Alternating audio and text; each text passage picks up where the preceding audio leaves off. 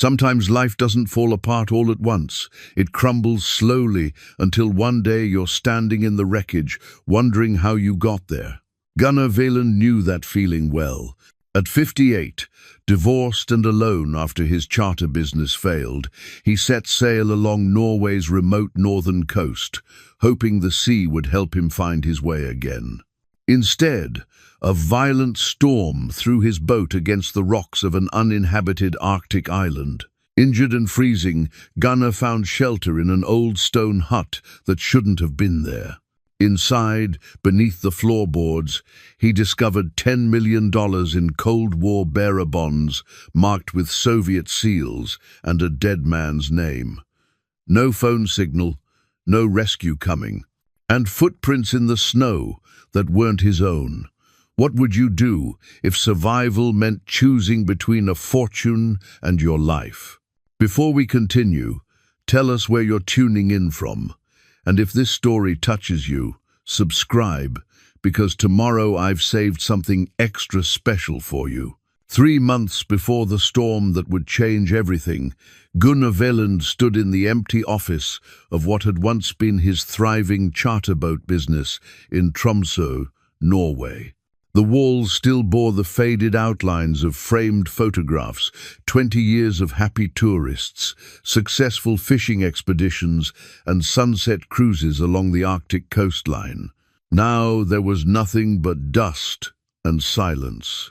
The divorce papers sat in his leather satchel, signed and finalized 2 weeks prior. 25 years of marriage to Ingrid, dissolved in a courtroom in less than an hour. No dramatic arguments, no final confrontation, just two people who had slowly become strangers, agreeing that whatever they'd once had was gone. Their daughter Astrid, 26 now and working abroad in London, had stopped returning his calls after the separation. He couldn't blame her. What do you say to your father when he's let everything fall apart? Gunnar ran his weathered hand along the desk where he'd planned. Countless voyages. At 58, he looked older than his years. Grey threaded through his dark blonde hair, and deep lines creased his face from decades of squinting against the northern sun. His hands, strong and calloused from years of working ropes and nets, trembled slightly as he locked the office door for the last time. The business had failed not from lack of skill, but from the weight of accumulated debt and poor decisions. He'd expanded too quickly, bought a second boat he couldn't afford, and when tourism declined during the economic downturn, everything collapsed like a house of cards. The bank had been patient, then insistent, then final. The boats were sold at auction, the office lease terminated, everything he'd built over 2 decades gone. His best friend Bjorn Halvorsen had tried to warn him years ago. Bjorn, 62, and built like the fisherman he'd been for 40 years, had urged caution when Gunnar proposed the expansion. "The sea provides, but she's not a bank," Bjorn had said over coffee one morning. "Don't borrow against tomorrow's catch." But Gunnar hadn't listened. He'd been so certain, so confident, that his knowledge of these waters and his reputation would carry him through any storm. Now, standing on the harbour dock, watching the sunset paint the Arctic waters in shades of gold and crimson, Gunnar felt the full weight of his failures. The apartment he'd moved into after the divorce was small and cold. Ingrid had kept the house their house, the one they'd raised Astrid in. Fair enough. She'd earned it, putting up with his long absences, his obsession with the business, his slow, emotional retreat over the years. In his pocket, his father's old brass compass felt heavy. His father, deceased for 10 years now, had given it to him when Gunnar was 16. "When you're lost at sea," his father had said, "this will always point you home. But remember, it can only show direction. You have to choose to follow it." His father had been a practical man, a naval officer who'd served during the Cold War years, monitoring Soviet activity along Norway's northern border. He'd taught Gunnar everything about these waters, about reading weather, about respecting the Arctic's power. What would his father think of him now? Divorced, broke, adrift, at an age when most men were planning retirement. Bjorn found him there as twilight deepened. The older man carried 2 bottles of beer and wore his perpetual expression of concerned skepticism. "You're brooding again," Bjorn said, handing over a bottle. "That's never helped anything." "Just thinking," Gunnar replied. "About?" "Taking the Times Nord's journey times out. One last voyage up the coast. Clear my head before." He paused. Before what? He didn't know. The Times Nordstjerne Times North Star was his last possession. A small but sturdy 30-foot sailboat he'd managed to keep by claiming it as personal property rather than business asset. She was old, needed maintenance, but she was seaworthy. More importantly, she was his. Bjorn studied him with the careful attention of someone who'd known him for 40 years. They'd grown up together in Tromsø, fished these waters as teenagers, served in the Coastal Guard together. Bjorn knew Gunnar's moods better than Gunnar knew them himself. "How long?" Bjorn asked. "Few weeks, maybe a month. Just want to sail, think, figure out what comes next." "Alone?" "Alone, alone." Bjorn frowned, the wrinkles around his eyes deepening. "The northern coast this time of year, storms come up fast. You know that better than anyone." "I'll be careful. Stay close to shore. Check weather constantly." "I'm not planning to die out there, Bjorn. I'm planning to remember why I loved this in the first place." They drank in silence, watching the last light fade from the sky. The midnight sun season had passed, and now darkness was returning to the Arctic, creeping back a little more each day. Soon it would be polar night, when the sun barely rose above the horizon. "When do you leave?" Bjorn finally asked. 3 days. Soon as I provision the boat. Call me. Every day. I don't care if you think you're bothering me. Every day, Gunnar. I will." But they both knew he probably wouldn't. Gunnar had always been someone who needed solitude to process things, to work through problems in his own head. The sea had always been his therapist, his confessor, his clarity. The next 3 days passed in a blur of preparation. Gunnar stocked the Times, Nordstjerne Times, with supplies, canned goods, dried fish, fresh water, fuel for the small engine he'd use when wind failed. He checked the rigging, tested the radio, plotted a rough course that would take him along the remote northern coastline, past islands that rarely saw visitors, through waters he'd navigated 100 times before. Astrid called the night before he left. It was the first time they'd spoken in 6 weeks. "Dad?" Her voice was tentative, careful. "Astrid, it's good to hear from you. Bjorn called me, said you're going sailing alone."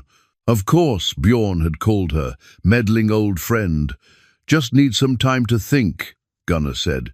"About what?" "Everything," he wanted to say. "About how I failed your mother, failed the business, failed at being the father you deserved." Instead, he said, "Just need to clear my head. Figure out next steps. You could come to London. Stay with me for a bit. We could talk." The offer surprised him. You'd want that? You're still my father." A pause. "Even if things have been difficult." Difficult. That was one word for it. "After I get back," he said. "After this trip, maybe I'll take you up on that." "Promise?" "Promise." They talked for a few more minutes, awkward but genuine, before saying goodbye. Gunnar held the phone long after she'd hung up, feeling something close to hope for the first time in months. He left Tromsø harbour at dawn, with Bjorn standing on the dock watching him go. The older man raised, one hand in farewell, and Gunnar returned the gesture. The Times, Nord's Journey Times, cut through the calm harbour waters, her engine purring softly, and then he raised the sails and let the wind take him north. The first week was exactly what he'd needed. The rhythm of sailing, the constant small adjustments, the watchfulness required by these waters, it all settled his mind. He anchored in small coves at night, cooked simple meals, and slept to the sound of water against the hull. The coastline here was dramatic, steep cliffs, narrow fjords, small islands that appeared suddenly in the mist. He passed fishing boats occasionally, exchanged waves with their crews. He saw seals and seabirds, once a pod of orcas that surfaced near his bow, their massive dorsal fins cutting through the water like black knives. The beauty of it reminded him why he'd fallen in love with this life in the first place, but by the second week, restlessness crept back in. Where was he actually going? What was this trip solving? He still had no plan for his future, no income, no purpose. The sea was beautiful, but it offered no answers. He deviated from his planned route on day 12, heading farther north than he'd intended, toward more remote waters. He told himself it was just exploration, just extending the voyage a bit. He didn't call Bjorn that day or the next. On day 14, the weather forecast began warning of a major storm system developing to the northwest. Gunnar knew he should turn back, head for shelter in one of the larger settlements. But something stubborn in him resisted. He'd weathered storms before. The Times, Nord's Journey Times, was solid. He'd be fine. His father's compass sat in its usual place near the helm, the brass catching the grey afternoon light. It still pointed true north, steady and reliable, but Gunnar wasn't following it anymore. He was following something else, some need to push further, to test himself, to prove he wasn't finished yet. The storm caught him 30. Hours later, 50 miles from the nearest port, in waters that rarely saw traffic. And when it hit with a fury that made his previous confidence seem like pure foolishness. The first sign was the wind shift. Gunnar had been watching the clouds build on the northwestern horizon for the past hour, dark and heavy, moving faster than they should. The barometer had been dropping steadily, and now the wind veered suddenly from northwest to north-northeast, gusting hard enough to heel the Times, Nord's Journey Times, sharply to port. He'd waited too long. He knew it the moment the first raindrops hit his face, cold and hard as pebbles. Gunnar scrambled to reef the mainsail, fighting the wind that tried to tear the canvas from his hands.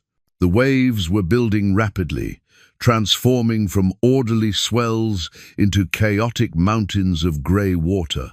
Within 20 minutes, the storm was fully upon him, and he realized, with a sickening clarity, that this was unlike anything he'd experienced in 40 years of sailing these waters. The rain became sleet, then snow, driven horizontally by winds that screamed through the rigging. Visibility dropped to nearly zero. The Times, Nord's Journey Times, climbed each wave like a struggling animal, hung suspended at the crest, then plunged down the far side into troughs so deep that the sky disappeared. Water poured over the bow with each descent, flooding the cockpit faster than the scuppers could drain it. Gunnar clipped his safety harness to the jackline and fought his way forward to take down the remaining sail. His hands, even in thick gloves, were already numb. The cold was brutal, penetrating, the kind of Arctic cold that could kill in minutes if you went into the water. He wrestled the sail down and lashed it tight, then worked his way back to the helm. The engine. He needed the engine to maintain steering. His half-frozen fingers fumbled with the ignition. The diesel coughed, sputtered, caught. The steady throb beneath his feet was reassuring for exactly 3 minutes before a rogue wave hit them broadside, rolling the boat so far over that Gunnar was certain they'd capsize. Water cascaded over the gunwale. Something below decks crashed and shattered. When the Times Nordstjerne Times righted herself, the engine was dead, flooded, probably. No time to investigate. He was now at the storm's mercy, helpless except for the small sea anchor he deployed to keep the bow pointed into the waves. Hours blurred together. Gunnar had no sense of time, only the endless cycle of waves and the burning in his muscles as he worked the helm, trying to keep them from broaching. His shoulder, an old injury from his coastal guard days, began to ache, then scream with pain. Still he held on. Through the darkness and snow, he caught glimpses of something, a darker mass against the dark water. Land, rocky outcrops. The storm was driving him toward the coast, toward one of the countless small islands that dotted this region. Under normal circumstances, he could have avoided it easily. Now he had no choice. The rocks appeared suddenly, black and jagged, waves exploding against them in massive white fountains. Gunnar tried to steer away, but the current and wind were too strong. The Times Nordstjerne Times was dragged inexorably toward the shore. "No, no, no," he shouted into the wind, though no one could hear him. The impact, when it came, was catastrophic. The keel struck stone with a grinding crunch that Gunnar felt through his entire body. The mast whipped forward, then snapped with a crack like a gunshot. Rigging fell across the deck in a tangle of cables and canvas. A second wave lifted the boat and threw it again, harder this time.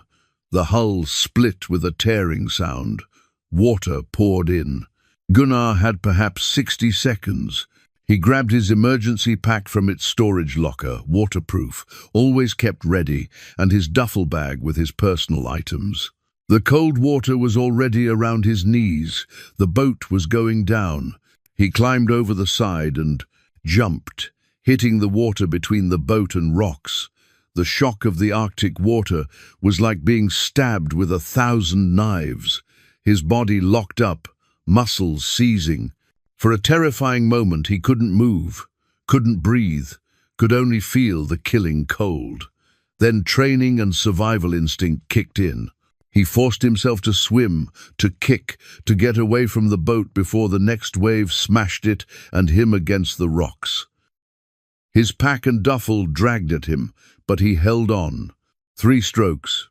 5. 10. His hand touched stone, scraped it, found purchase. He hauled himself onto a flat rock just as another wave hit, nearly washing him back into the sea. Crawling, shaking violently from cold and shock, Gunnar dragged himself higher onto the rocky shore. Behind him, the Times Nordstjerne Times was breaking apart, disappearing piece by piece into the violent surf. 20 meters up from the water's edge, he collapsed, gasping, his body convulsing with hypothermia. He couldn't stay here. If he stayed, he would die. The wind cut through his soaked clothing as if he were naked. Already his fingers and toes were going numb, his core temperature dropping. He had minutes, not hours. With shaking hands, Gunnar pulled out his emergency radio. Water dripped from it. He pressed the power button. Nothing. He tried again. Dead. The waterproof seal must have failed in the impact. No radio, no boat. No one knew exactly where he was. He deviated from his planned route and hadn't reported his position in 3 days. The realization of his complete isolation settled over him like the falling snow. Move. He had to move, find shelter, get warm. Everything else was secondary. Gunnar forced himself to his feet. The island, he could barely see it through the snow, and darkness appeared small, rocky, uninhabited. Hills of stone rose to his left. To his right, the coastline curved away into the storm. He picked a direction and started walking, stumbling, barely able to feel his legs. His father's compass was still in his jacket pocket. When he pulled it out with trembling fingers, he saw the glass had cracked, but the needle still moved. North. He was on the island's southern shore. If there was any shelter, any break from the wind, it would be on the northern side, in the lee. He walked for what felt like hours, but was probably only 20 minutes. Twice he fell. The second time, he lay there for a full minute, considering just staying down, letting the cold take him. It would be easy, peaceful, they said. Just go to sleep. But he thought of Astrid, of their awkward phone conversation, of his promise to visit her in London. He thought of Bjorn, who would blame himself for not stopping Gunnar from leaving. He thought of his father, who had survived 3 decades of Arctic deployments and wouldn't have quit. Gunnar got up. The hut appeared like a miracle, though he almost missed it. It was built into a rocky outcrop, its stone walls blending with the natural formation. Only the dark rectangle of the door, slightly ajar, gave it away. He stumbled toward it, fell against the door, and it swung inward. The interior was warmer than outside, not warm, but warmer. Out of the wind, that alone might save his life. Gunnar crawled inside and pushed the door closed behind him. Darkness enveloped him. He lay on the wooden floor, shaking so violently his teeth rattled. Slowly, as his eyes adjusted, he could make out shapes. A wood stove in the corner, a table, shelves. His numb fingers found his waterproof flashlight, clicked it on. The beam revealed a space that shouldn't exist. The hut was furnished, maintained. Canned goods lined the shelves, though the labels were faded and old. Blankets were folded on a narrow bed. Most impossibly, when he touched the wood stove, it was still warm. The ashes inside were fresh. Someone had been here, recently. But Gunnar's immediate need overrode his confusion. Firewood was stacked neatly beside the stove. With shaking hands, barely able to grip anything, he built a fire. The matches in his emergency pack were dry.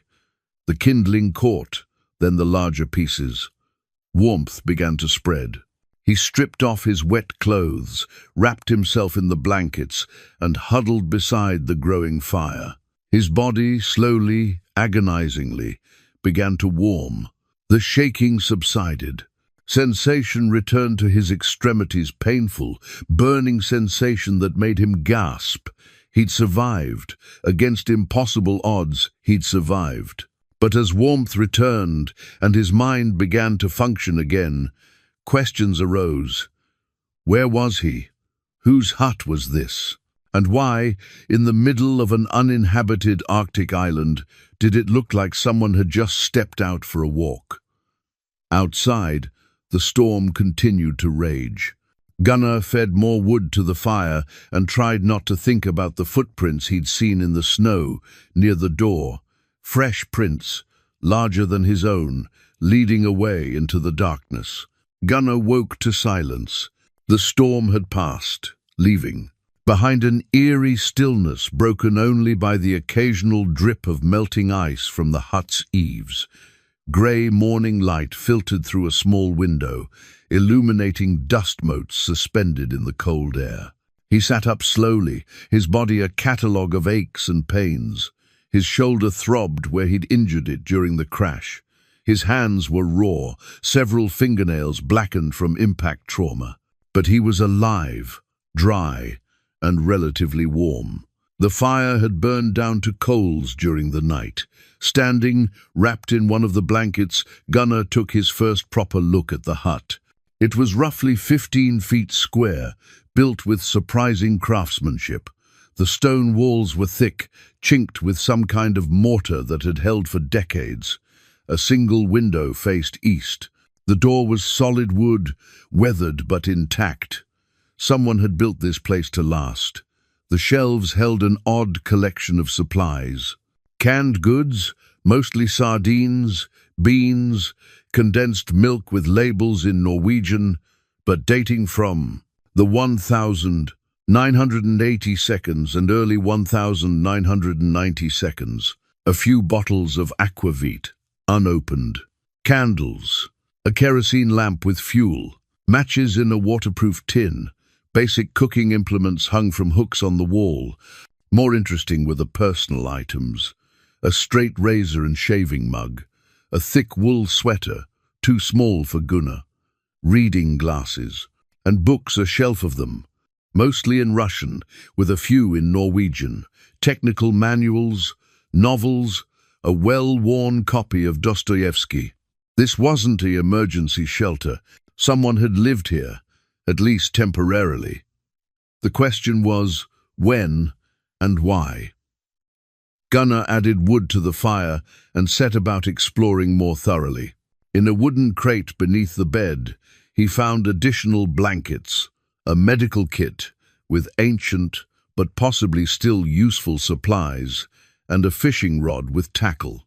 Whoever had stocked this place had planned for extended isolation. It was when he moved the crate back into position that he noticed the floorboard. One board, near the corner by the wood stove, sat slightly higher than the others. The wood grain didn't quite match. Curious, Gunnar knelt and worked his fingers around the edge. The board lifted easily, revealing a shallow space beneath. Inside was a leather satchel, cracked with age but still intact. His heart began to pound as he pulled it out. The leather was quality, probably expensive when new. Embossed on the front, faded but visible, were two initials, P.K. Gunnar carried the satchel to the table and opened it with careful hands. What he found inside made him sit down heavily on the wooden chair. Bearer bonds, stacks of them, each certificate elaborately printed with Cyrillic text and official-looking seals. Gunnar's Russian was limited to basic phrases learned during his naval service, but he could make out enough. Soviet State Bank, various denominations, and dates all from 1989 and 1990, the final years before the Soviet Union collapsed. He counted them carefully. The denominations varied, but his rough calculation, converting the old Soviet values and accounting for historical exchange rates he vaguely remembered, suggested these bonds were worth millions. Possibly 10 million or more, depending on whether they were still valid, whether they could be redeemed. His hands trembled as he set them down. This was impossible. Why would someone hide Soviet bearer bonds on an uninhabited Norwegian island? And who was P.K.? Beneath the bonds, wrapped in oilcloth, was a notebook. The cover was plain, the pages filled with handwriting in Russian. Gunnar opened it carefully, handling the brittle pages with care. Dates marked many entries, the first from March 1988, the last from May 1991. A journal, P.K.'s journal. Gunnar flipped through the pages, frustrated by his inability to read more than a few words. But he could make out certain things. Sketches, detailed drawings of this island, the hut, what looked like compass bearings and coordinates, maps showing routes through Norwegian fjords, and on several pages, one word repeated, Semja, family. His father had taught him that word during Gunnar's brief interest in learning Russian as a teenager. Family. Whatever P.K. had been doing here, family was central to it. Near the back of the journal, tucked between pages, Gunnar found a photograph. The image was faded but clear enough, a man in his 40s with dark hair and serious eyes, standing with a woman and a young boy. The woman was elegant, with a gentle smile. The boy, maybe 8 or 9, grinned at the camera with the unself-conscious joy of childhood. On the back, in Cyrillic script, Семья превыше всего 1989. Family above all. Gunnar stared at the faces for a long time. PK and his family. The bonds weren't theft, then. Or if they were theft motivated by love, by the desperate need to protect these people. His own failures felt suddenly small in comparison. He'd lost a business, a marriage. But he'd never had to flee his country, hide money in a frozen wilderness, risk everything for the people he loved. Whatever PK's story was, it had been far more desperate than Gunner's own. The sound of something outside broke his concentration, a scraping sound, like boots on stone. Gunner's pulse quickened. He moved to the window and looked out carefully. Fresh snow had fallen during the night, a thin layer covering everything. And in that snow, clearly visible, were footprints. Not his own, these were larger, deeper, the tracks of someone heavier moving with purpose. They led from the rocky outcrop beyond the hut, approached the door, then circled around to the window where Gunner now stood, then led away toward the island's northern shore. Someone had been here while he slept. Had looked in the window, perhaps, had seen him unconscious by the fire, and had chosen not to come inside. Gunner's mouth went dry. He wasn't alone on this island. He quickly returned everything to the satchel and hid it back beneath the floorboard. Then he took stock of his situation with a clearer head. His emergency pack contained basic supplies: a knife, waterproof matches, emergency blanket, first aid kit, energy bars, water purification tablets. His duffel bag held changes of clothes, his father's compass, some personal items. Not much, but enough to survive for a while if he was careful. The hut's supplies would extend that considerably. He had shelter, fuel for fire, food for perhaps 2 weeks if he rationed carefully. Water could be melted from snow. The question was rescue. How long until someone came looking for him? Bjorn would raise the alarm when Gunner missed their next check-in, which should have been 2 days ago, but Gunner had deviated from his filed route. Search and rescue would look in the wrong areas first. He needed to signal for help. The highest point of the island would offer the best visibility. If he could build a fire there, create smoke, any passing vessel or aircraft might spot it. Gunnar, dressed in his warmest clothes, layered the too small sweater from the hut over his own, and prepared to venture outside. He took the knife from his emergency pack and one of the bottles of aquavit, not to drink, but because alcohol burned hot and bright. The door opened with a creak. Outside, the Arctic landscape was breathtaking in its harsh beauty. The island was perhaps 2 kilometers long and half that wide, mostly bare rock and patches of hardy vegetation. To the south, he could see the coastline, where the Times Nordstjern Times had wrecked. Pieces of his boat were scattered across the rocks, the hull, a broken shell, already being reclaimed by the sea. Gunnar followed the footprints, curiosity overriding caution. They led across the island's center, past clusters of wind-carved stone, through patches of snow and exposed rock. The person who made them knew where they were going, moving confidently, even in the aftermath of the storm. The tracks ended at the northern shore, at a small rocky beach, and there, pulled up above the tide line and covered with a camouflage tarp, was a small motorboat. Modern, well-maintained, with Norwegian registration numbers on the bow. Someone was definitely on this island. Someone who had come here deliberately, with supplies and equipment. Someone who knew about the hut, probably knew about PK's hidden bonds. And now they knew about Gunnar. Gunnar stood on the northern beach, staring at the motorboat, his mind racing through possibilities. Whoever owned this vessel had the means to leave the island whenever they chose. They had a working engine, fuel, communication equipment probably.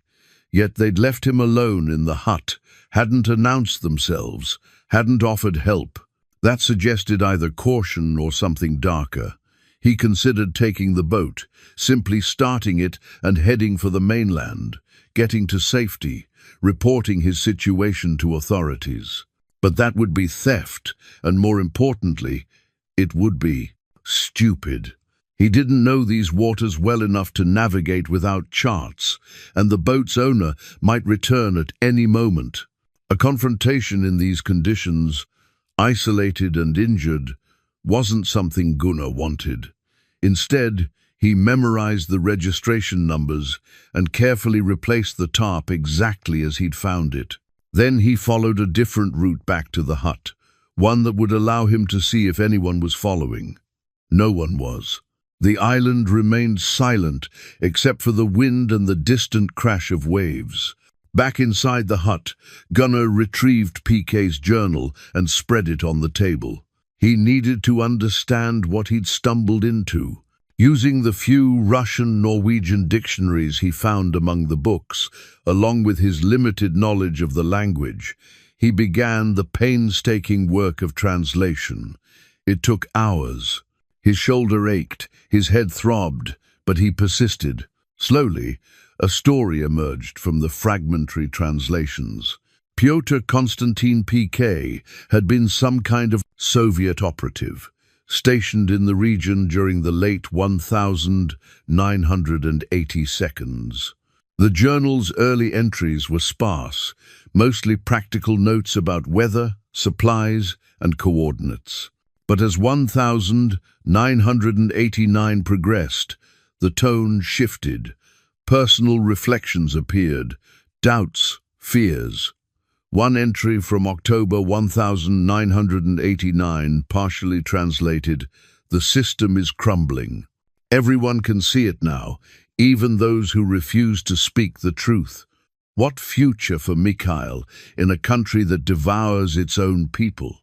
Anna deserves better than this fear, this constant looking over shoulders. Anna, the woman in the photograph. Mikhail, the boy. Later entries became more urgent. PK described acquiring the bearer bonds. Gunnar's limited Russian couldn't capture exactly how, but the word redirected appeared several times, along with what might have been operational funds. PK had stolen money meant for espionage operations, converting it to bearer bonds that could be cashed anywhere by anyone who possessed them. An entry from March 1990. The bonds are secure. 12 million American dollars when converted. Enough for 3 lifetimes. Enough for Anna to never worry again. For Mikhail to attend any university. To be free. This island, this hut, my insurance. When the time comes, I will bring them here. Wait for the contact. Cross to Canada. A new life. The bonds buy that life. But something had gone wrong. The later entries became fragmented, paranoid, references to watchers and exposure. An entry from January 1991. They suspect. How? Who talked? Must move carefully now. Anna and Mikhail cannot know the danger.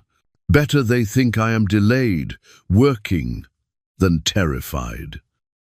The final entry, dated the 3rd of May 1991, was brief. Tomorrow. Will reach them tomorrow.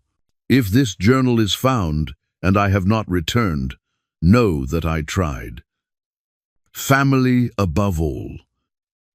Gunnar sat back, the weight of 34 years pressing down on him.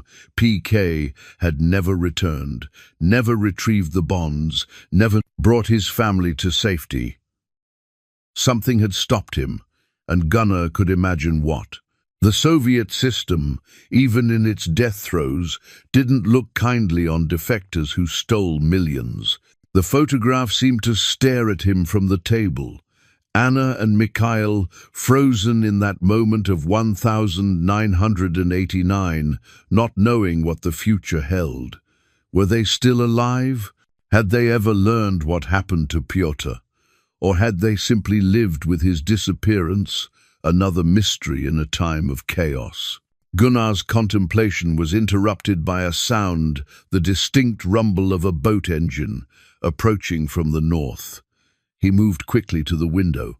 The motorboat was leaving, cutting across the choppy water toward the mainland. He could see a figure at the helm, too distant to make out details, but clearly a man, bundled against the cold. So his mysterious watcher was leaving. The question was for how long, and whether he'd be back. Gunnar used the opportunity to explore the island more thoroughly. The highest point was a rocky hill in the island's center, perhaps 50 meters above sea level. From there, he could see in all directions.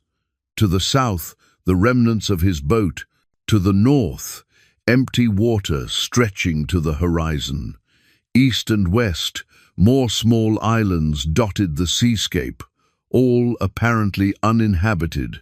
He spent the afternoon gathering driftwood and debris from his wrecked boat, hauling it to the hilltop. If a ship or aircraft passed, he could light a signal fire. He arranged stones to spell out "help" in letters 3 meters tall, visible from the air. Back at the hut, he made a more thorough inventory. The canned goods were old, but most appeared intact, no bulging, no rust compromising the seals. He tried a can of sardines, found them edible if not delicious. The aquavit was smooth and warming. He allowed himself one small drink, feeling the alcohol spread heat through his chest. As evening approached, Gunnar faced a decision about the bonds. They represented a fortune, assuming they were still valid. Bearer bonds were exactly what the name suggested. Whoever bore them, possessed them, owned them. No names, no registration, no trail. Just like cash, but in much larger denominations, the moral questions were complex. P.K. had stolen them, technically, but he'd stolen them from a government that no longer existed for the sake of his family's survival. That family, if Gunnar's interpretation was correct, had never received the money. So who did it belong to now? Legally, probably the Russian government as the successor state to the Soviet Union. Practically, whoever found them. And morally, Gunnar wasn't sure. His own desperate circumstances made the temptation almost overwhelming. $10 million. Enough to pay every debt, restart his business, secure his future, maybe even repair his relationship with Astrid by proving he wasn't a complete failure. One decision, one choice to pocket the bonds and say nothing, and all his problems could evaporate. But he'd been raised better than that. His father had been unbending on questions of honor and integrity. A man's word and his character are all he truly owns, his father used to say. Everything else can be taken away. Gunnar made a decision. He would document everything, the bonds, the journal, the photograph. He would take detailed notes and photographs with his waterproof camera. When rescue came, he would report what he'd found to the proper authorities. Let them decide the legal questions. He would do the right thing, even if it cost him his one chance at financial salvation. The decision made, he felt oddly lighter, freed, somehow, from the weight of temptation. That night, with the fire burning low and the Arctic darkness complete outside, Gunnar lay wrapped in blankets and thought about PK. They were separated by decades and vastly different circumstances, but Gunnar felt a strange kinship with this man he'd never met. Both of them had reached a point of desperation. Both had been trying to protect something PK, his family's future, Gunnar perhaps his own sense of self-worth. The difference was that PK had been willing to risk everything, to break every rule, for love. What had Gunnar ever risked? He'd played it safe, followed the conventional path, and still ended up here alone, broke, divorced, sleeping in a dead man's shelter. Outside, the wind picked up, whistling through cracks in the stone walls. Gunnar pulled the blankets tighter and closed his eyes. Tomorrow he would work on signaling for rescue, on finding a way off this island. Tonight he would sleep and try not to think about the fortune hidden beneath the floorboards, or the man whose desperate gamble had left it there, unclaimed and forgotten for 3 decades. Somewhere in the darkness, he thought he heard a boat engine again, distant and uncertain. But when he went to the window, he saw nothing but darkness and falling snow. The 4th morning on the island brought a discovery that changed everything. Gunnar woke early, restless from dreams of drowning and distant voices. He added wood to the fire and stepped outside to check his signal arrangements on the hilltop. The stones spelling "help" had been disturbed. Not by wind or weather, the arrangement was too deliberate. Someone had rearranged them to spell "wait" instead. Gunnar's heart hammered in his chest. The message was clear. Someone knew he was here, knew about the bonds, presumably, and wanted him to stay put. But wait for what? Rescue? Or something else? He scanned the island's rocky landscape, but saw no one. The motorboat was still gone from the northern beach he'd checked earlier. Yet someone had been here during the night, moving close enough to the hut to climb the hill and rearrange his signal. Back inside, Gunnar examined the hut more carefully. Nothing appeared disturbed, but a new item sat on the table that definitely hadn't been there last night. A modern energy bar, Norwegian brand, with a manufacture date from 2 months ago. Someone had left it for him. A gesture of what? Goodwill? A warning that they could enter any time? The implications were unsettling. Whoever was watching him had supplies, mobility, and apparently the skill to move silently enough that Gunnar, a light sleeper after years of sailing, hadn't heard them approach. Gunnar spent the morning fortifying his position. He rigged a simple alarm system using fishing line from the hut's supplies and some empty cans, stringing it across the approaches to the door. He kept the iron poker from the wood stove close at hand, not much of a weapon, but better than nothing. And he moved the bonds from beneath the floorboard to a better hiding spot inside the woodpile outside, wrapped in waterproof material from his emergency kit. The radio, which he'd tried to repair using tools found in the hut, remained frustratingly dead. The water damage had been too severe. Without it, he had no way to call for help, no way to let anyone know where he was. Around midday, while melting snow for water, Gunnar heard a sound that made him freeze voices. Distant, but definitely human, speaking Norwegian. He moved to the window and saw 2 figures on the eastern shore, examining something on the rocks. One appeared to be taking photographs.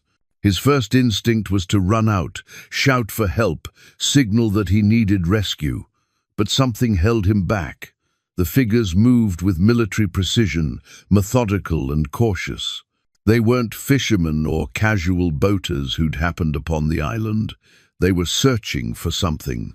Gunnar watched through the window as they worked their way closer to the hut. Both wore dark waterproof gear, carried backpacks, and moved like professionals. When they were perhaps 100 meters away, one of them pulled out what looked like a handheld device, possibly a GPS or some kind of detector. They knew about the hut. They were looking for it specifically. Gunnar stepped back from the window, his mind racing. If these were authorities, police or Coast Guard they would have called out by now, would have announced themselves. Their stealth suggested something else. He grabbed his jacket and slipped out the back window, the only opening on the hut's western side, small but navigable. The cold hit him immediately, but he ignored it, moving quickly to put the rocky outcrop between himself and the searchers. From a concealed position 30 meters from the hut, Gunnar watched as the two men reached the door. They didn't knock. One checked the perimeter, while the other picked the lock with efficient movements. They entered, and Gunnar could see flashlight beams moving inside through the windows. They were searching, systematic and thorough, looking for the bonds, obviously. But how did they know? And who were they? The men emerged after perhaps 10 minutes, one of them speaking into a satellite phone in Norwegian. Gunnar caught fragments of the conversation. Nothing. Inside. No sign of bonds. Subject must have them. Continue surveillance. Subject. They meant him. The men headed north, back toward where the motorboat had been. Gunnar waited until they were out of sight, then circled back to the hut from the opposite direction. His alarm system had been bypassed with professional care, the fishing line cut cleanly, the cans removed and set aside. Inside, everything appeared normal at first glance, but Gunnar could see the subtle signs of their search. The floorboard he'd pried up was slightly more raised than before. Books had been moved fractionally on their shelves. Even his duffel bag showed signs of careful examination. But they'd found nothing, because the bonds weren't here. Gunnar retrieved them from the woodpile and sat at the table, trying to think clearly. Multiple people knew about this island, about PK's cache. The first watcher, who'd left the energy bar and changed his signal. Now these two searchers, professional and organized. How many others might be out there? He needed to understand PK's story better. There had to be something in the journal that explained why, 34 years later, people were still searching for these bonds. Gunnar spent the afternoon in intensive translation work, pushing through his limited Russian vocabulary with help from the dictionaries. A pattern emerged that he'd missed before. PK hadn't just been any operative, he'd been involved in financial operations, moving money for Soviet intelligence agencies. The bonds weren't operational funds in the ordinary sense. They were part of a much larger sum, perhaps hundreds of millions, that had disappeared during the Soviet Union's collapse. An entry from February 1991. They will look forever.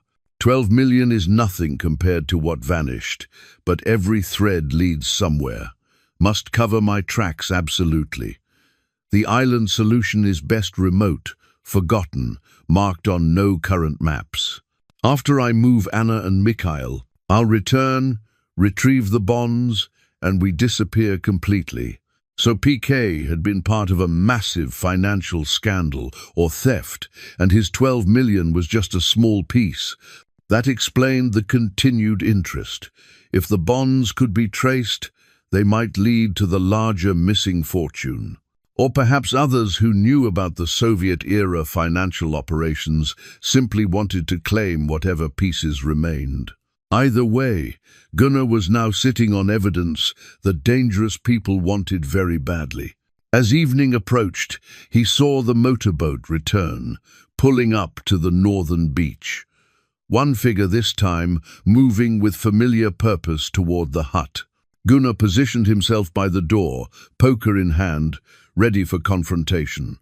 The man knocked 3 sharp raps. A courtesy, at least. "I know you're in there," the man called in Norwegian, his voice rough but not threatening. "We need to talk. I'm not here to hurt you." Gunnar said nothing, waiting. "My name is Christian. I knew Pyotr Konstantin. I helped him set up this safe house in 1989. I'm the one who left you the energy bar, who changed your signal to buy us time." "Time for what?" Gunnar called back. "To figure out if you're Russian intelligence, Norwegian police, or just the unluckiest sailor in the Arctic." Despite the tension, Gunnar almost laughed. "The third one. Then we have a problem.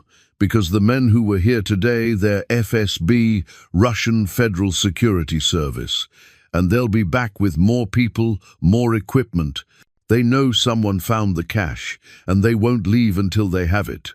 Gunnar's grip tightened on the poker. Why should I believe you?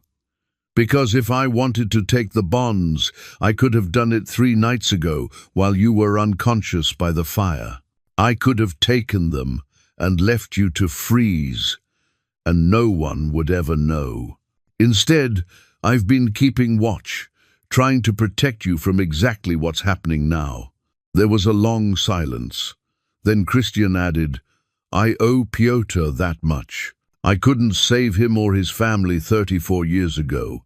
Maybe I can save you, but you have to trust me, and we have to move fast. They'll be back tonight with thermal imaging equipment. They'll find you, and they'll do whatever it takes to get those bonds.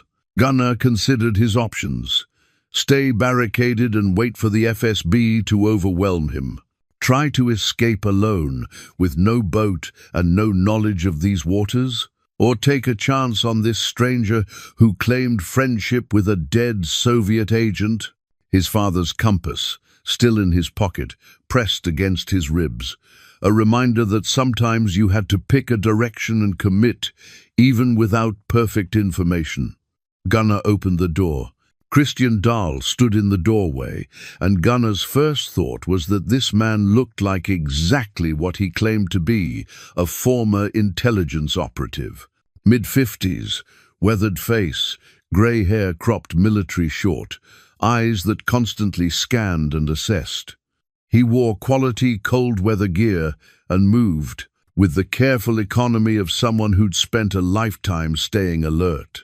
"May I come in?" Christian asked, hands visible and empty. Gunnar stepped aside, still holding the poker. Slowly, Christian entered and closed the door behind him, his gaze sweeping the interior with obvious familiarity. "It hasn't changed much. Piotr would be pleased. He built this place to last." "You really knew him?" "For 3 years. We worked together, though on opposite sides officially." Christian moved to the table and sat without asking permission, the gesture somehow non-threatening. "I was KGB, stationed in northern Norway during the final years. Counterintelligence, mostly. Piotr was GRU, military intelligence. We had what you might call an understanding." Gunnar remained standing, skeptical. An understanding. "By 1988, we both knew the Soviet system was finished. The question wasn't if it would collapse, but when, and what would happen to people like us when it did. Piotr had a family he loved, more than ideology. I had debts to people who'd shown me kindness when I didn't deserve it. We helped each other prepare for the inevitable. By stealing $12 million? Christian's expression didn't change. Piotr redirected funds that were already stolen money, meant to bribe Norwegian officials to fund operations that were morally bankrupt. He converted it to bearer bonds and brought it here, to this island. I helped him establish this safe house, made sure it would be stocked and secure. The plan was simple. When the time came, he'd extract his family, bring them here temporarily, then move them to Canada, using connections I'd arranged. What went wrong? Everything. Christian's voice dropped. In March 1991, someone in Moscow noticed irregularities in the accounts. They started an investigation. Piotr knew he had to move immediately, but his family was in Murmansk and he was in Oslo. He had one chance, a single window when he could reach them and get them out. Gunnar sat down across from him, the poker now resting against the table. He didn't make it. He was shot at the Finnish border trying to cross. Died 2 days later in a hospital, never regaining consciousness. The KGB got there first, questioned him, but Piotr had already destroyed any evidence about where the bonds were hidden. He died protecting this place, protecting the possibility that his family might still escape. And his family? Christian's jaw tightened. Anna and Mikhail were killed in Murmansk 2 weeks later. Made to look like an accident, a gas leak in their apartment building. 3 other families died too, to make it convincing. But I knew. Everyone in the intelligence community knew. It was a message. The casual brutality of it hit Gunnar like a physical blow. A woman and child, murdered for someone else's theft. He thought of the photograph, that moment of happiness frozen in 1989, and felt sick. "I'm sorry," Gunnar said. Inadequate but genuine. "So am I. I've been sorry for 34 years. Christian reached into his jacket slowly, watching Gunnar's reaction. He pulled out a worn leather wallet and extracted something, a KGB identification card, clearly authentic, with his photograph and a different name, Kirill Sokolov. "This is who I was. Christian Dahl is who I became when I defected in 1992. I've spent 3 decades doing private security work, trying to make amends for things I did in service of a system that murdered children." He put the ID away. "When I heard rumors that FSB was searching for Cold War-era bearer bonds in Norway, I knew it had to be Pyotr's cash. I've been monitoring these islands for 2 months. "How did they find out?" Gunnar asked. "Someone in the old KGB archives probably found a reference. With modern technology, what took months to search in 1991 takes days now. They've been systematically checking locations associated with Pyotr's operations." Christian leaned forward. "The problem is, you found the bonds first, and now they know someone has them. They won't stop until they recover them or eliminate the witness." Gunnar absorbed this. "What do you want?" "To finish what Pyotr started. He wanted those bonds to protect his family. Since his family is gone, the next best thing is to make sure the money doesn't go back to the people who killed them." Christian's eyes were steady, honest. "I want to get you off this island safely, help you cash the bonds quietly, and split them. Half for you, half for me. We both disappear, the FSB gets nothing, and Pyotr's sacrifice means something." "That's convenient for you." "Yes, it is. I won't pretend otherwise. But it's also your best chance at survival and at making something good come from this tragedy. Otherwise, you die here, the FSB recovers the bonds, and everything Pyotr fought for was meaningless." Gunnar stood and walked to the window, staring out at the darkening landscape. His instinct was to refuse, to insist on doing things legally, properly. But what did properly mean in this context? The bonds had been stolen from a government that no longer existed by a man trying to save his family. The current Russian government had murdered that family. There was no moral high ground here, only shades of grey. And practically speaking, Christian was right.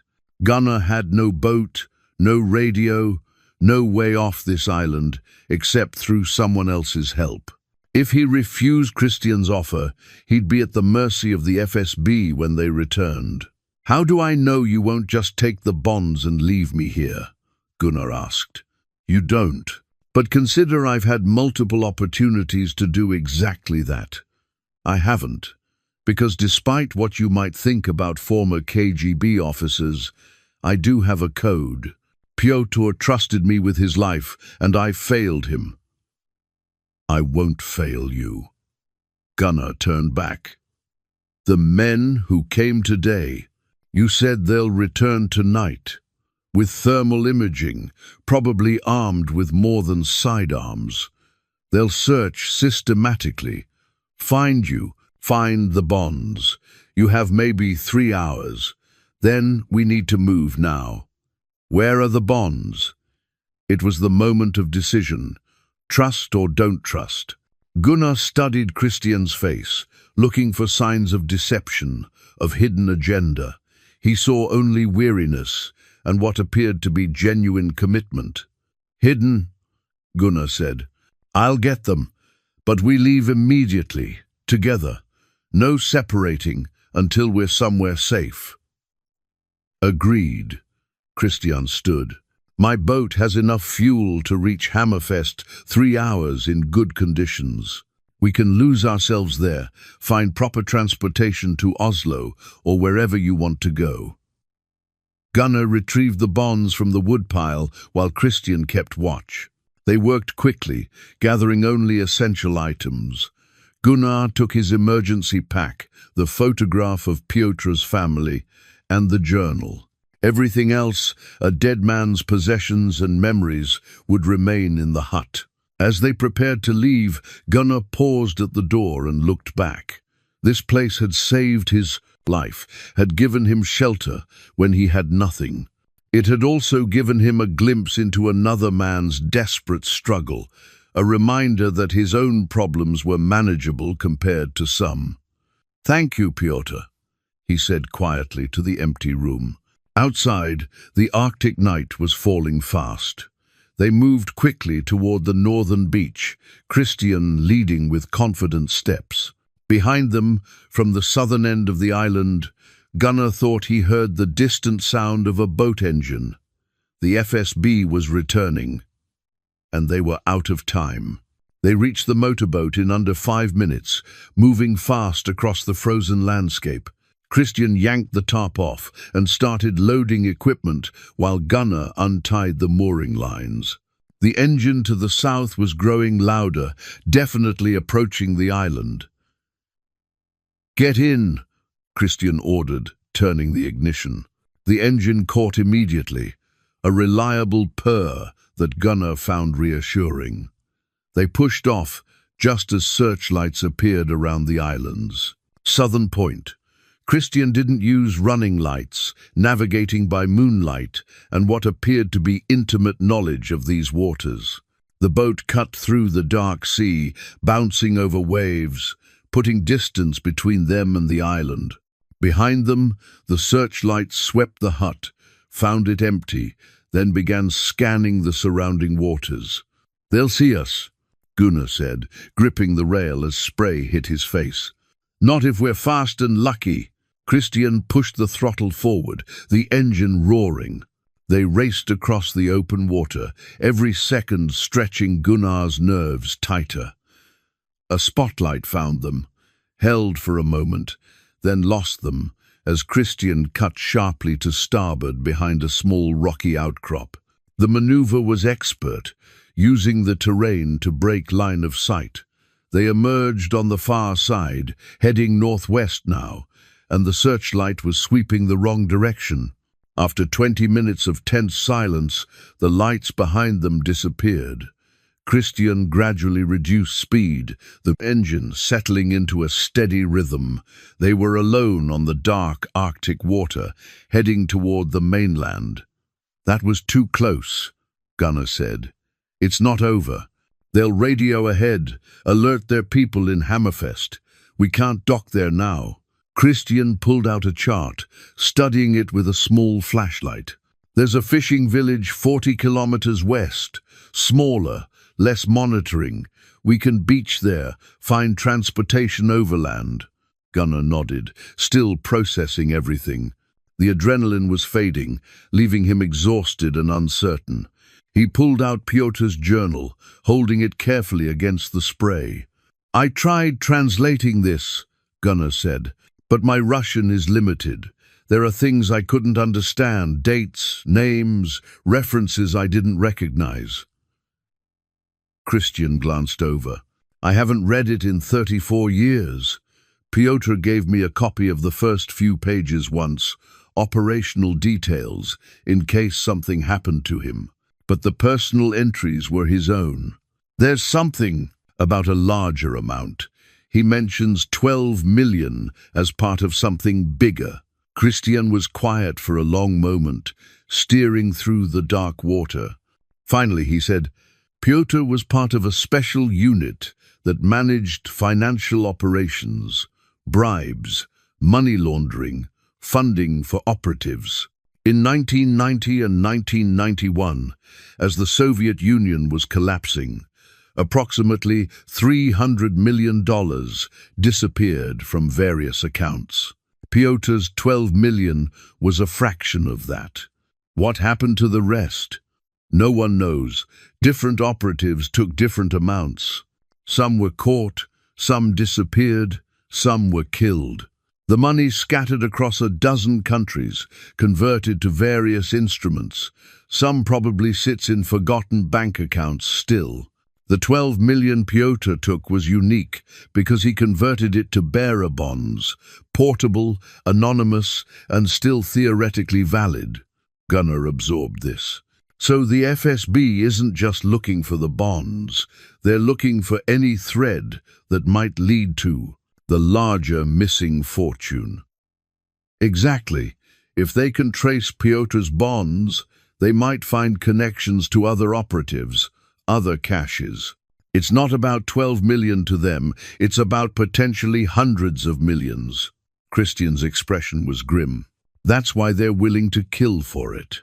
They traveled in silence for another hour, the mainland growing gradually closer, a dark mass against the slightly less dark sky.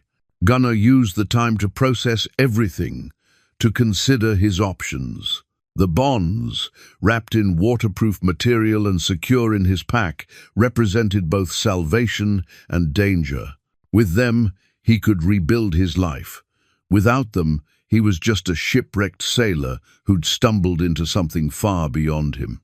"What do you actually want from this?" Gunnar asked suddenly. "The truth, not the story about making Pyotr's sacrifice meaningful." Christian didn't answer immediately. When he did, his voice carried genuine weariness. "I want to stop running. For 30 years I've been Christian Dahl, security consultant, former KGB agent, turned asset for Western intelligence. I've done favors for a dozen governments, made myself useful enough to stay alive and free. But I'm tired, Gunnar. I'm 56 years old, I have no family, no home, no rest. $5 million would let me disappear properly. Buy a quiet place somewhere warm, live out my remaining years in peace." "And what about me?" "The same, if you're smart. Take your $5 million, pay your debts, set up your daughter's future, and then vanish. Change your name, move somewhere the FSB won't look, start over. It's not ideal, but it's survival. I already tried starting over. That's how I ended up on that island." Christian smiled slightly. "Then maybe this time you start over with better financing." The village appeared ahead, a scattering of lights along a protected cove. Christian cut the engine early, letting momentum carry them toward shore. They beached on a rocky strip a kilometer from the Prus, main settlement, pulling the boat up beyond the tide line. "We'll walk from here," Christian said. "Find a truck heading south, pay for a ride. By tomorrow evening, we can be in Oslo." They gathered their belongings and started walking. The cold was intense, cutting through Gunnar's layers. His injured shoulder throbbed with each step. But movement felt good after days of being trapped on the island, and the solid ground beneath his feet was reassuring. Halfway to the village, Christian stopped suddenly. "Someone's following us." Gunnar turned but saw only darkness. "Are you sure?" "Very." Christian's hand moved to his jacket. "Stay behind me." They waited, and gradually Gunnar heard it too, footsteps, careful but distinct. A figure emerged from the darkness, hands raised in a gesture of peace. A woman, perhaps 40, wearing hiking gear and carrying a backpack. "Don't shoot," she said in Norwegian, voice calm. "My name is Solveig Andersen. I'm a journalist with Aftenposten, and I've been investigating Cold War financial crimes for 3 years. I know who you are, Christian, and I know what you're carrying." Christian's gun was out now, not pointed at her but ready. "How did you find us?" I've been tracking FSB movements in Norway for months. When they started concentrating resources on the northern islands, I knew something significant was there. I saw your boat leave, followed at a distance. She lowered her hand slightly. I'm not your enemy. I want the story, not the money. The story will get us killed, Christian said. Only if you run. But what if you didn't? Solveig stepped closer, her expression intense. What if instead of cashing the bonds quietly, we expose everything? The original theft, the murders of Piotr's family, the FSB's current operations on Norwegian soil. Make it public. Make it loud. They can't kill you if the whole world is watching. Gunnar felt something shift in his understanding. That's insane. The FSB doesn't care about publicity. They care about international relations. Norway is a NATO member. If this becomes a diplomatic incident, Russian agents operating illegally, murdering civilians decades ago, Moscow would have to disavow them. You'd be protected by the exposure itself. Christian lowered the gun slightly. Or we'd be painting targets on ourselves. You already have targets on you. This way, at least you control the narrative. Solveig looked between them. I've documented everything. The FSB operations, the financial trail, connections to current Russian intelligence. All I need is the final piece, the bonds themselves, the journal, your testimony. With that, I can break a story that will echo across Europe. Gunnar looked at Christian. The older man's face was unreadable, calculating odds and angles that Gunnar couldn't see. There's another option, Christian finally said. He pulled out his phone, made a call, spoke briefly in Russian. When he hung up, his expression was different, harder, resolved. That was FSB. I told them where we are, and that I have the bonds. Gunnar's blood went cold. What? I'm sorry, Gunnar. But 5 million isn't enough anymore. The FSB is offering 20 million for the bonds and the journal. Cash, immediate transfer, no questions. Christian raised the gun, pointing it now directly at Gunnar's chest. I really did like Piotr, but he's been dead for 34 years, and I need to think about my own survival. Gunnar stared at the gun, pointed at his chest, his mind struggling to process the betrayal. Everything Christian had said, every gesture of trust and shared purpose had been manipulation, a con from the start. 20 million, Gunnar said quietly. That's what my life is worth to you. Don't be dramatic. I'm not going to kill you unless you force me to. Once they have the bonds and journal, they don't need you dead, just silent. Christian's voice was matter-of-fact, almost apologetic. You'll wake up in a hospital in a few days, with a story about being rescued after your boat wreck. Your memories will be fuzzy from hypothermia. You'll go home, rebuild your life with the insurance money from your boat. It's actually better for you this way. Solveig hadn't moved, watching the scene with calculating eyes. You're making a mistake, Christian. The FSB won't let either of us walk away. We're witnesses. You followed us. That's your problem, not mine. Christian gestured with the gun. Gunnar, take off the pack. Slowly. Gunnar's mind raced. The pack held everything, the bonds, the journal, Piotr's photograph. Without it, he had no leverage, no proof, nothing. But with Christian's gun trained on him, he had no choice. He started to shrug off the pack, moving slowly as instructed. Then Solveig moved. Fast, professional, closing the distance between herself and Christian in 2 quick steps. Her hand struck his wrist, knocking the gun off target. The weapon discharged, the shot incredibly loud in the Arctic night, the bullet disappearing into the darkness. Gunnar didn't hesitate. He rushed forward as Christian and Solveig struggled for the gun.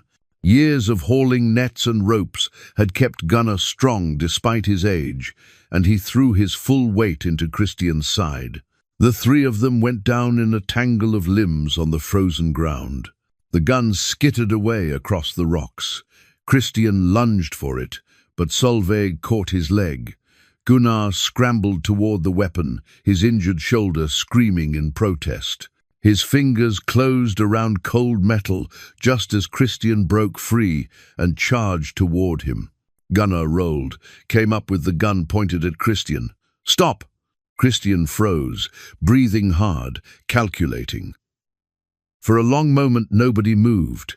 Then, slowly, carefully, he raised his hands. "Smart," he said, "but shooting me doesn't solve your problem. The FSB knows approximately where we are. They'll be here soon, 15, maybe 20 minutes, and you still need a way off this coast." Solveig stood, brushing dirt and ice from her clothes. "I have a car, 2 kilometers up the road. We can reach it before the FSB arrives if we move now." "Why should I trust you?" Gunnar asked. The gun still trained on Christian. "Because unlike him, I told you exactly what I wanted from the start." The story. Nothing more. She pulled out her phone, showed him the screen, a recording app that had been running. "I've documented everything, including his betrayal. That's leverage. The FSB can't simply disappear people when there's evidence, recordings, a paper trail." Christian laughed bitterly. "You're naive if you think recordings stop them. They'll confiscate your phone, destroy the evidence, and call it a routine investigation. Not if I've already uploaded it to secure servers with dead man switches. If I don't check in every 6 hours, everything goes public automatically." Solveig's expression was fierce, determined. "I've been preparing for this story for 3 years. You think I didn't plan for exactly this scenario?" Gunnar made a decision. He kept the gun on Christian but spoke to Solveig. "Your car, how far exactly?" 20 minutes walking, maybe 15 if we run." "Then we run. But he comes with us." Gunnar gestured at Christian with the gun. "If the FSB is coming, I want a bargaining chip." They moved quickly through the darkness. Christian in front where Gunnar could watch him, Solveig leading the way with a flashlight. The cold was brutal, stealing breath and numbing exposed skin. Gunnar's legs burned with effort, his body pushed beyond reasonable limits after days of survival and stress. Behind them, growing closer, came the sound of vehicles, multiple engines, heavy and fast. The FSB response team was coming down the coastal road. "Faster," Solveig urged, breaking into a run.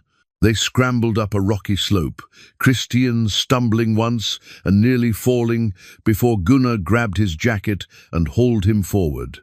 Whatever else the man was, he was still their only connection to the Plaza. Full story, the only person who could corroborate Piotr's history and the murders that followed. Solveig's car appeared ahead, a sturdy Volvo SUV, slightly battered but reliable looking. She had the keys out before they reached it, doors unlocking with a chirp that seemed incredibly loud in the night. "In, quickly," she commanded. They piled in, Christian in back, with Gunnar beside him, gun still in hand. Solveig started the engine and pulled onto the rough coastal road without turning on the headlights, navigating by moonlight and memory. Behind them, perhaps a kilometer back, headlights appeared multiple vehicles, moving fast. "They've seen us," Christian said, his voice carrying satisfaction even in defeat. "You can't outrun them, not in this." "Watch me," Solveig said. She accelerated, the Volvo's engine roaring. The road was narrow, winding along the coast, dangerous even in daylight. At night, at this speed, it was nearly suicidal. But Solveig drove with skill, taking corners. but with precision, using every meter of available road. Gunnar braced himself against the door, the bonds and journal in his pack pressed against his side. Everything Pyotr had fought for, everything that had cost him and his family their lives, reduced to a high-speed chase through Arctic darkness. "Where are we going?" Gunnar shouted over the engine noise. "Inland. There's a mountain pass 20 kilometers ahead. Beyond that, we can lose them in the valleys, make for larger towns where they can't operate as freely." Solveig glanced in the rearview mirror. The pursuing headlights were closer now, gaining on the straightaways. A bullet struck the rear window, spider-webbing the glass but not penetrating. Then another. "They're shooting at us?" Gunnar couldn't believe it. "On Norwegian soil? They're desperate," Christian said, "and they have orders. Bearer bonds aren't just money, they're evidence. Evidence of corruption, of murders, of operations that continue to this day. Moscow can't let that become public." Solveig took a sharp turn, and the pursuing vehicles momentarily disappeared from view. She accelerated up a steep grade, the Volvo's all-wheel drive gripping the icy road. At the crest, the landscape opened up a broad valley stretching ahead, with a narrow road cutting through it. "The pass," Solveig said, relief in her voice. "Once we're through, they'll have to be more cautious. Too many villages, too many witnesses." But as they crested the hill, headlights appeared ahead.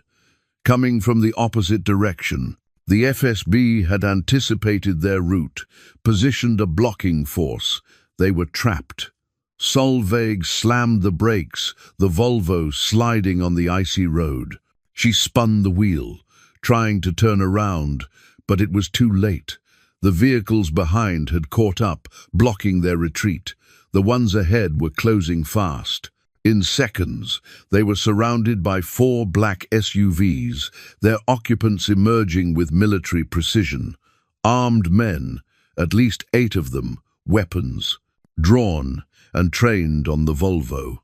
A voice called out in Norwegian through a loudspeaker, "Exit the vehicle, hands visible. You will not be harmed if you comply."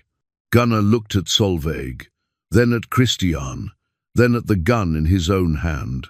Every option led to the same place: capture, interrogation, probably death once they'd surrendered the bonds and journal.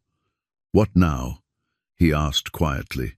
Solveig's hands were tight on the steering wheel, her face pale but determined. "Now we see if my insurance policy is worth anything." She reached for her phone, but before she could dial, one of the FSB agents fired. The shot hit the front tire, deflating it instantly. A clear message: no escape, no negotiation. They were out of options, out of time, and surrounded by people who would do whatever it took to retrieve what they'd come for. The standoff lasted perhaps 30 seconds, though it felt like an eternity. Armed men surrounded the Volvo, weapons steady, waiting for orders. Gunnar could see their faces in the SUV headlights, professional, emotionless, trained. Then one man stepped forward, older than the others, wearing a long coat against the cold. He approached the driver's side window, tapping on it with one knuckle. Solveig lowered it slowly. "Miss Anderson," the man said in accented Norwegian, "we've been monitoring your investigation with interest. Very thorough work. Unfortunately, it ends here." "I don't think so." Solveig's voice was steady despite the circumstances. "Everything I have is already uploaded. Cloud storage, multiple servers, automated distribution to media outlets. If I don't check in, you kill me." The story breaks within hours. The man smiled without warmth. "We've already accessed your accounts. Your dead man switches were disabled 8 minutes ago. Our cyber team is quite efficient." He gestured to his men. "Please exit the vehicle." Solveig's face went pale. Her bluff had been called, her insurance policy invalidated. Gunnar saw her hands. tremble slightly on the wheel before she steadied them. "I'm not getting out," she said. "Then we extract you. The outcome is the same, only more painful for everyone involved." The man's tone never changed, clinical and precise. "Mr. Valand, Mr. Sokolov, you as well. We have much to discuss." Christian leaned forward. "Commander Volkov, I believe we can reach an arrangement. The bonds and journal for safe passage. Everyone walks away." So Christian knew him. That confirmed what Gunnar had suspected. This betrayal had been planned, coordinated. Christian had probably contacted them days ago, when he first confirmed Gunnar had found the cash. Volkov shook his head. "The arrangement has changed. We no longer require your assistance, Mr. Sokolov. You've become a liability." The words hung in the cold air. Christian's expression shifted from confidence to uncertainty to fear in the space of a breath. He'd been played just as he'd played Gunnar. "You can't," Christian started, but Volkov was already turning away. "You have 10 seconds to exit the vehicle before we use force. 10, 9, 8. Gunnar's mind raced through scenarios, each one ending badly. They were outnumbered, outgunned, with no escape route. The gun in his hand felt useless against 8 professional operatives. Even if he fired, wounded 1 or 2, the rest would return overwhelming fire. 7, 6, 5. Solveig reached for the door handle. "I'm sorry," she said to Gunnar. "I really thought I had enough protection." 4, 3. Then, from the darkness beyond the headlights, a new voice called out in Norwegian. "FSB operatives, this is the Norwegian Police Security Service. You are conducting illegal operations on Norwegian soil. Lower your weapons immediately." Everyone froze. New lights appeared, flooding the scene. Police vehicles, at least 6 of them, approaching from multiple directions. Officers emerged, weapons drawn, surrounding the FSB team. Volkov's expression remained impassive, but Gunnar saw calculation in his eyes. A firefight here, with Norwegian police, would create an international incident that even Russia's government couldn't easily smooth over. "Commander Volkov," the Norwegian voice continued, a woman, stepping into the light with the confidence of authority. "I'm Inspector Haugen with PST. You and your team will lower your weapons and submit to detention while we sort out this situation." For a long moment, nobody moved. Then Volkov made a gesture, and his men slowly lowered their weapons. Not dropping them, Gunnar noticed, just lowering, ready to raise them again if the situation shifted. Inspector Haugen approached the Volvo, her attention on Gunnar. "Mr. Valand, please exit the vehicle. You're not under arrest, but we need to secure the scene and determine what's happening here." Gunnar climbed out slowly, the pack with the bonds still on his back, the gun now tucked into his jacket. Solveig and Christian followed. The Norwegian officers moved efficiently, separating them from the FSB operatives, creating space and reducing tension. Haugen studied Gunnar with sharp eyes. "Your friend Bjorn Halvorsen filed a missing persons report 5 days ago. We've been searching for you. When we intercepted communications suggesting FSB interest in the Northern Islands, we connected the pieces." She gestured to Solveig. "And Miss Anderson's research provided context we didn't have." "You were working together?" Gunnar asked Solveig. "Not exactly, but I've been feeding information to PST for months. When they realized you'd stumbled into something significant, they started coordinating with me." Solveig looked relieved but exhausted. "My dead man switches were disabled, but not by the FSB. By Norwegian intelligence, to prevent the story from breaking prematurely and compromising their operation." Christian stood apart, guarded by 2 officers. His face unreadable. The man who'd been a Soviet agent, then a turncoat, then a would-be profiteer, now just looked old and tired. Volkov stepped forward, his hands clasped behind his back in a gesture of diplomatic courtesy.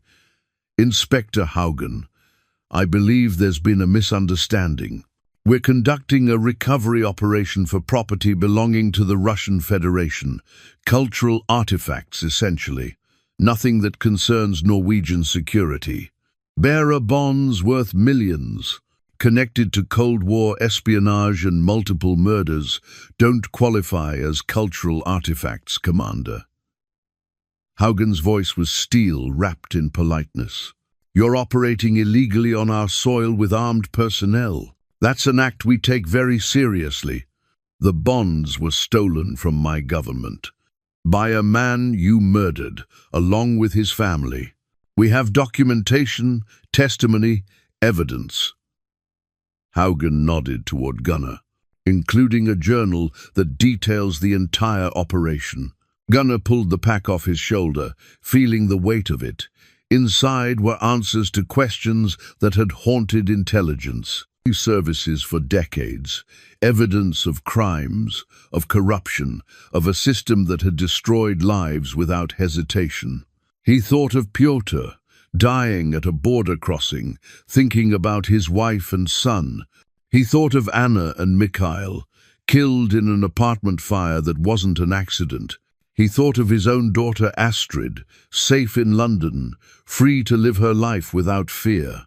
"What happens now?" Gunnar asked. Haugen considered him carefully. "That depends on several factors. The bonds are technically evidence in a criminal investigation, multiple investigations actually. Russian, Norwegian, possibly international. Their legal status is complicated. They may be tied up in courts for years. And if I just wanted to go home, to forget all of this, you can't. You're a witness now, Mr. Valand. Your testimony about finding the cash, about the FSB's actions tonight, it's crucial." She paused. "But Norway protects its witnesses. You'll be safe, compensated for your cooperation. And when this is finished, you can resume your life." Volkov spoke again, his voice carrying an edge now. "This is a diplomatic matter. Russia will file protests through proper channels. Those bonds are our property." "Stolen property," Solveig interjected, her journalist's instinct overwhelming caution.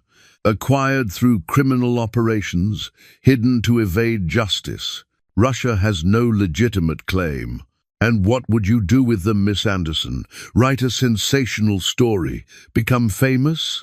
Volkov's smile was cold. "You're as motivated by greed as anyone here. Just greed for attention rather than money." Before Solveig could respond, Christian spoke up, his voice carrying the weight of his years. "The bonds should go to Pyotr's family. If any relatives survive, cousins, distant relations, they deserve them. It's what Pyotr wanted." Everyone turned to look at him. Gunnar saw something in the old spy's face, genuine remorse, perhaps even redemption. "After 34 years of living with my failure, and to save them, that's the only thing that makes sense," Christian continued. "I betrayed Gunnar tonight because I'm weak, because I'm tired of running. But Pyotr was strong. He deserves better than having his sacrifice turned into a bureaucratic fight or a journalist's scoop." Haugen nodded slowly. "That's actually not a bad idea. We'll investigate whether any relatives exist. If they do, and if the legal issues can be resolved, that might be the fairest outcome." Gunnar felt something release in his chest. The bonds had never really been his, despite the temptation to claim them. They belonged to a dead man's dreams, to a family destroyed by violence. If some part of that family survived, they should benefit. He handed the pack to Inspector Haugen. "It's all there. The bonds, the journal, a photograph, everything Pyotr left behind." She took it carefully, respectfully. "Thank you, Mr. Wieland." The Norwegian police secured the scene with practiced efficiency, separating the FSB operatives and documenting everything.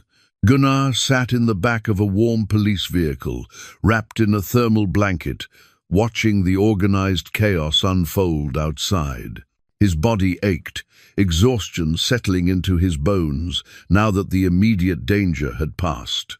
Inspector Haugen returned after 20 minutes, carrying 2 cups of coffee.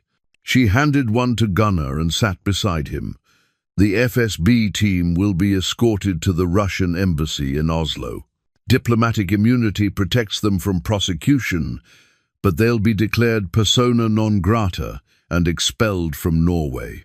Commander Volkov is already on the phone with Moscow, no doubt spinning the narrative. She sipped her coffee. But we have everything documented. The illegal operation, the weapons, the attempted seizure. It'll be a black eye for Russian intelligence. What about Christian? Gunnar asked. Complicated. He's a former KGB officer who defected decades ago, but his attempted betrayal tonight creates issues. He'll be detained while we sort through his status and determine what charges, if any, apply. Haugen studied Gunnar. He seems genuinely remorseful now. Whether that's tactical or authentic, I can't say. Gunnar thought about the man who'd helped Pyotr, then failed him, then tried to profit from that failure. I think he's just tired. Tired of being whoever people need him to be. Aren't we all? Haugen pulled out a tablet, showed Gunnar a photograph. We've been researching Pyotr Konstantin's family. His wife Anna had a sister who emigrated to Estonia in 1987. She's still alive, 73 years old, living in Tallinn. She has 2 adult children and 5 grandchildren.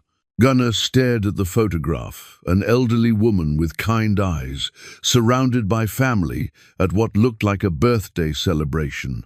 Anna's sister, Pyotr's family, survived and thriving despite everything. They never knew what happened to Anna and Mikhail, Haugen continued.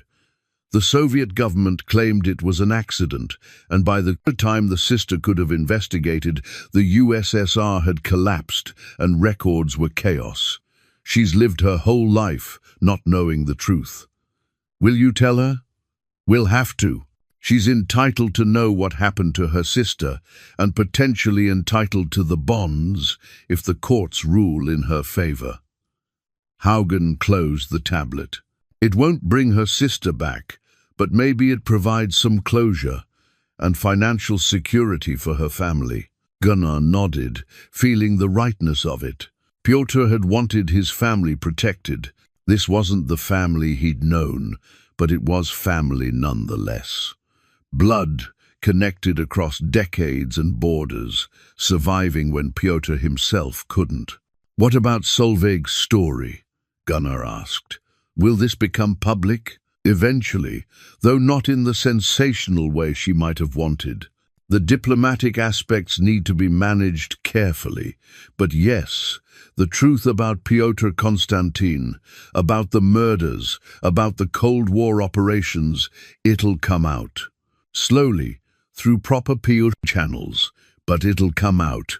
Solveig was visible through the window, arguing with another officer, gesturing emphatically. Even now, she was fighting for her story, for the truth to be told on her terms. Gunnar respected that, even if her methods had nearly gotten them killed. She saved my life, Gunnar said. When Christian pulled the gun, she didn't have to do that. I'll make note of it. Might help her case when we're deciding how much information to release and when. Haugen finished her coffee. Now, about you. We'll need formal statements, depositions, probably testimony if this goes to international courts. But for tonight, we're taking you to Tromsø. Your friend Bjorn has been pestering us hourly for updates. I think he'll be relieved to see you alive. The thought of Bjorn's solid, dependable Bjorn brought unexpected emotion welling up in Gunnar's chest. His friend who'd tried to stop him from leaving, who'd filed the missing persons report, who'd probably been sick, with worry for days. And my daughter, Astrid? We contacted her through the British Embassy. She's already booked a flight to Tromsø. Should arrive tomorrow afternoon. Haugen smiled slightly. She was quite insistent about seeing you immediately. Diplomatic protocols be damned. Gunnar closed his eyes, overwhelmed. Astrid was coming. His daughter, who he'd feared had written him off completely, was flying across Europe to see him. The promise he'd made to visit her in London, it seemed she was beating him to the reunion. "Thank you," he said quietly, "for everything, for finding us when you did. Thank you for cooperating. Not everyone would hand over $10 million so readily." Haugen stood. The bonds might have been tempting. They were, Gunnar admitted, very tempting. But they weren't mine. They never were. He thought of Piotr's photograph, that moment of happiness frozen in time. Some things matter more than money. Outside, the FSB vehicles were being escorted away by Norwegian police. Volkov sat in the back of one, his face visible through the window, expressionless, already planning his next move. Men like him never stopped, never truly accepted defeat. But for tonight at least, he'd lost. Christian was placed in a separate vehicle, handcuffed, but treated with professional courtesy. As they loaded him in, he caught Gunnar's eye through the window. For a moment, something passed between them, not quite forgiveness, but perhaps understanding. Two men who'd made mistakes, who'd been offered chances at redemption, who'd chosen differently in the crucial moment. Gunnar raised one hand in acknowledgement. Christian nodded back, then disappeared into the vehicle. The drive to Tromsø took 3 hours through the Arctic night. Gunnar dozed fitfully, his mind replaying the past week, the storm, the hut, the discovery, the betrayal, the rescue. It felt impossible that so much had happened in just 7 days. He'd left Tromsø as a broken man, running from his failures. He was returning as something different, though he wasn't quite sure what yet. They arrived at dawn, the sky brightening to grey as they pulled up to a small hotel near the harbour. Inspector Haugen had arranged a room, security, everything he'd need while they processed his statements. But before going inside, Gunnar asked the driver to stop at the harbour itself. He walked to the edge of the dock, where the Nordsjøerne Times had departed a lifetime ago. The water was calm, reflecting the morning light. Somewhere out there, his boat lay broken on an island's rocky shore. But he'd survived. Against impossible odds, he'd survived. He pulled out his father's compass, the glass still cracked from the wreck. The needle spun briefly before settling on north. Still working, still true, still pointing the way home. "I found my way back, Dad," Gunnar whispered to the memory of his father. "Took the long route, but I made it." Behind him, a familiar voice called out, "Gunnar!" He turned to see Bjorn running down the dock, moving faster than a man of 62 should, his face a mixture of relief and anger and joy. They met halfway, and Bjorn pulled him into a crushing embrace. "You stupid, stubborn fool," Bjorn said, his voice breaking. "I thought you were dead. I know. I'm sorry." Gunnar held his friend tightly. "I should have listened to you. Should have called. Should have done everything differently." "Yes, you should have." Bjorn pulled back, gripping Gunnar's shoulders, looking him over for injuries. "But you're here. You're alive. That's what matters." "I'm here," Gunnar agreed. "And I'm not going anywhere. Not for a while." They walked back toward the hotel together, two old friends reunited, while the Arctic sun continued its slow rise over the harbor.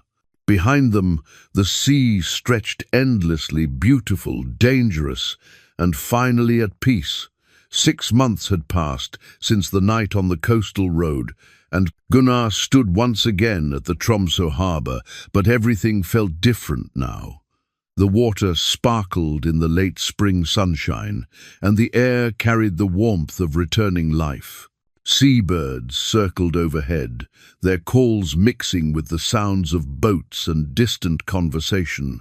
Astrid stood beside him, her hand resting on his arm.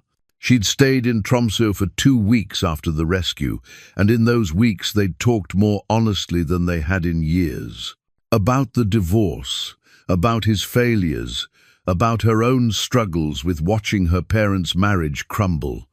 The conversations had been difficult, sometimes painful, but necessary. They'd begun to heal what had been broken between them. "You're sure about this?" Astrid asked, gesturing toward the modest building behind them. Gunnar nodded. The sign above the door read Constantine Maritime Heritage Center in both Norwegian and Russian. It wasn't large, just a renovated warehouse space near the harbor, but it was his. A place to preserve maritime history, teach traditional boat-building skills to young people, and honor those who'd been lost to the sea's dangers and human cruelty.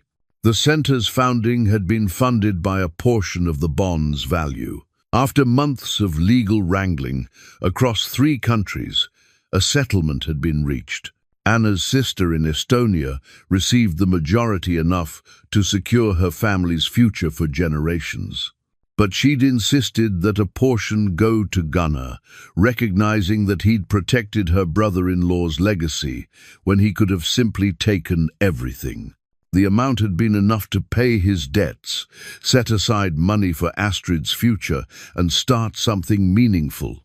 Not the charter business he'd lost. He had no desire to recreate that. This was something new, something that mattered beyond profit. "The first class starts next week," Gunnar said. 8 students, all teenagers from the area. We'll teach them traditional boat building, navigation, respect for these waters.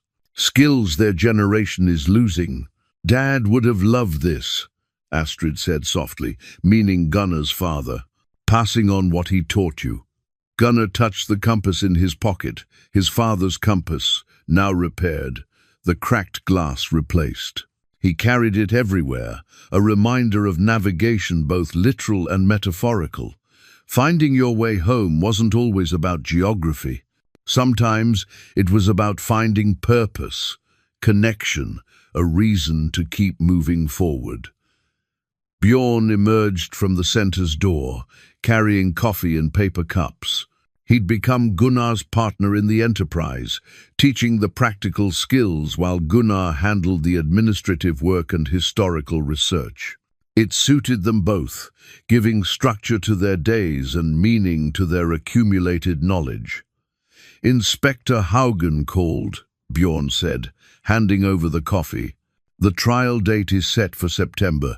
Solveig's testimony will be crucial." The journalist had gotten her story after all, though in a more controlled way than she'd initially wanted. Her articles about Cold War espionage, about Piotr and Anna's tragedy, about the Bond's recovery, had won international attention and several journalism awards. She'd visited Gunnar twice, conducting extensive interviews, always respectful of his desire for privacy, while pursuing the truth relentlessly. Christian's fate had been more ambiguous. After months of negotiation, he'd been released with the understanding that he'd cooperate fully with ongoing investigations into Cold War-era intelligence operations. He'd sent Gunnar a letter from somewhere in South America, brief, apologetic, thanking him for not pressing charges when he could have. The letter had included contact information for Anna's sister, suggesting Gunnar might want to meet her someday. "Are you going to the trial?" Astrid asked. "I have to. My testimony is part of the evidence." Gunnar sipped his coffee, watching a fishing boat glide into the harbor. But after that, I'm done with it. Let the lawyers and diplomats argue about the remaining legal questions. I've said everything I need to say. His phone buzzed a text message from an unknown number. Gunnar opened it and found a photograph. An elderly woman surrounded by family, holding a framed picture of Pyotr, Anna, and young Mikhail. The message, in slightly awkward English, read, "Thank you for protecting my sister's memory. Your kindness honors them. May you find the peace they could not." Katerina Gunnar showed the photo to Astrid. She studied it silently, then squeezed his arm. "You did the right thing.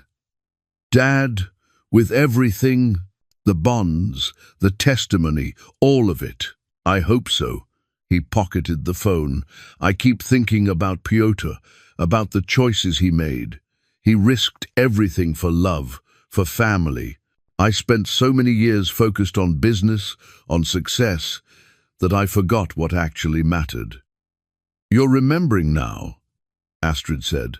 "That's what counts." They walked together along the harbor, past boats being prepared for summer fishing season, past tourists taking photographs, past the everyday bustle of a northern town awakening from winter. Ingrid had visited last month, civil, even warm, pleased to see Gunnar finding his footing again. The divorce was final, but the bitterness had faded. They could be friends now, or something close to it. At the end of the dock, Gunnar stopped and pulled out the compass. The needle pointed steadily north, reliable as always. But he realized he didn't need it anymore. Not really. He knew where he was, where he'd been, and most importantly, where he was going. "Your grandfather told me this compass would always point me home," Gunnar said to Astrid. "I spent most of my life thinking home was a place, a house, a boat, a business. But it's not. It's people, connections, the things we do that matter beyond ourselves." Astrid leaned her head against his shoulder. "When are you coming to visit me in London?" "Next month, if that works for you. I've never been properly. Always meant to. Time I actually followed through on a promise. I'd like that." They stood together, watching the water, father and daughter, reunited through crisis, and choosing to stay connected through intention. The Arctic sun was warm on their faces, and for the first time in years, Gunnar felt genuinely content, not happy in the wild, unrealistic way of youth, but content in the deeper way of someone who'd survived darkness and found light on the other side. His phone buzzed again, a reminder about the first class of students arriving tomorrow for orientation. Young people who'd learned traditional skills, who'd hear stories about respect for the sea and the people who'd navigated it before them. Maybe he'd tell them about Pyotr someday, about a man who'd tried to protect his family and failed, but whose sacrifice had ultimately meant something decades later. Some lessons were worth passing on. Gunnar pocketed the compass and turned back toward the harbor. Astrid, at his side, Bjorn waiting at the center's entrance. The future stretched ahead, uncertain in its details, but clear in its direction. He'd found his course again, not by running away as he had before, but by staying, by building, by choosing to matter. Sometimes you have to be lost before you can truly find your way home. Gunnar had been more lost than he'd ever imagined possible, shipwrecked, betrayed, caught in the currents of history and greed. But he'd found his way back, not to where he'd started, but to somewhere better. And that, he thought as he walked toward the building bearing Pyotr's name, was enough, more than enough. It was everything that mattered.